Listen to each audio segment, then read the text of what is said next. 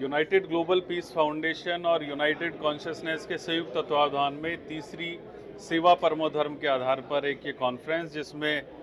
भारत देश के विभिन्न विभिन्न क्षेत्रों के बड़े प्रोफेसर, बड़े पर्यावरणविद, कुछ एक पद्मश्री, अलग अलग क्षेत्रों के लोग इसमें भाग लेंगे, जो कि आने वाले समय में सेवा और शांति और आने वाले समय में रोजगार से कैसे लोगों को मजबूत किया जाए,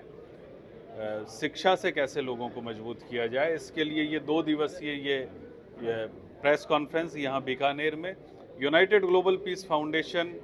जो कि आज से 1 साल पहले सूर्यागढ़ जैसलमेर में लॉन्चिंग हुई, उस यूनाइटेड ग्लोबल पीस फाउंडेशन और यूनाइटेड कॉन्शियसनेस के संयुक्त तत्वावधान में ये प्रेस कॉन्फ्रेंस 2 दिन की कल 11 अक्टूबर और परसों 12 अक्टूबर को यहाँ बीकानेर में आयोजित। सर, 2 दिवसीय जो कार्यक्रम आयोजित हो रहा है उसमें तमाम बड़ी बड़ी इंडस्ट्रीज से जुड़े हुए लोग, डायरेक्टर्स, ये सब आएंगे। क्या माने बीकानेर में कोई CSR फंड्स वगैरह भी कहीं ना कहीं बीकानेर के लोगों के लिए खास कोई किसी तरह का कोई रोजगार?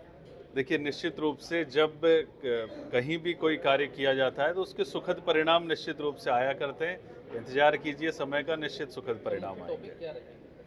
टॉपिक सेवा परमो धर्म है और शांति, इसका जो मुख्य उद्देश्य है कॉन्फ्रेंस का, ध्यो शांति अंतरिक्ष शांति, इस स्लोगन को केंद्र में रखते हुए ये कॉन्फ्रेंस आयोजित की जा रही है। और जहाँ तक आपने रोजगार की बात कही, कुछ एक प्रपोजल्स इस तरह के बनाए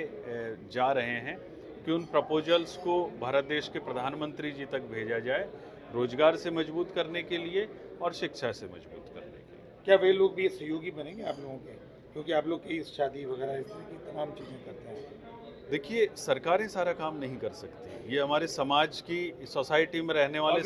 सभी लोगों की ड्यूटी है, सभी संगठनों की, सभी सामाजिक संगठनों की ड्यूटी है कि हम आपस में एक दूसरे का हाथ थामें और सरकारों